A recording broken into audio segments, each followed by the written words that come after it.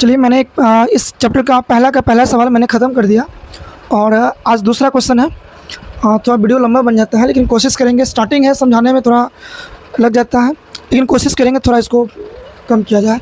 आइए सवाल पे आते हैं। दूसरा सवाल आपका क्या है कि मतलब वही सवाल है कि एचसीएफ निकालना और किस विधि से? यूक्लिड विभाजन एल्गोरिथम विधि से। जबकि दूसरा सवाल इसका है 196 और 38,220। जितना ही बड़ा आपको दिख रहा है, समझिए कि उतना ही ये सिंपल क्वेश्चन है और छोटा क्वेश्चन है, कम जगह में बनने वाला है।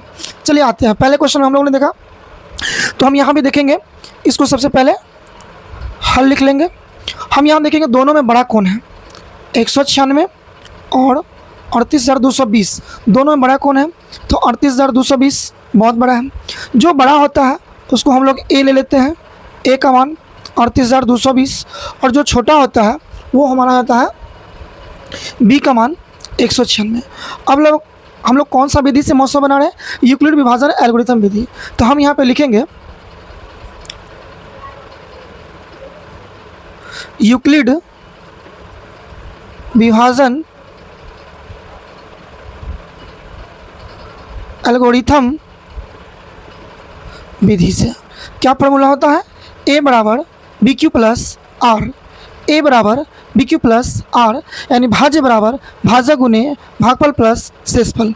आइए मान इसका हम अब पुट करते हैं, भरते हैं। ए का मान कितना भरेगा? 38,220। उसके बाद बराबर का चिन्ह। बी का मान आपके पास क्या है? 196। अब यहाँ पे आपको थोड़ा सा रुकना पड़ेगा। मैंने आपको बताया कि यहीं पे आपको रफ करके बताएंगे, कहीं नहीं जाना है। आप यहाँ पे देखिए, समझ में आ जाएगा।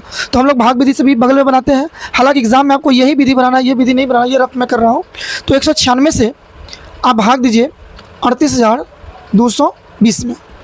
तो एक बार में आपको तो बहुत लंबा है, कटेगा नहीं, तो बारी बारी से भाग दीजिए। चलिए 196 का पहरा एक बार पढ़िए, क्या आ जाएगा? 196 हासिल दीजिए। 12 में से 6 गया तो कितना हो जाएगा? 6।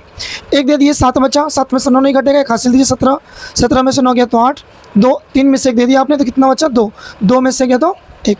अब हमारे पास क्या बचा? 20। लेकिन हम भाग दे रहे हैं तो बारी बारी एक एक करके उतारेंगे, तो पहले क्या उतरेगा? 2। अब 196 का पर हम कितना बार लगाएं? तो 1862 हो जाएगा। लगभग आप 9 बार लगाइए। तो 9 का पारा 6 बार, 9 6 कितना होता है? 54 का 4 में 5, 9 9 81 5, 86 के 6 में 8, और 9 1 9 8 17। बहुत बेसिक मैं बता रहा हूँ ताकि सारे बच्चों को समझ में आ जाए।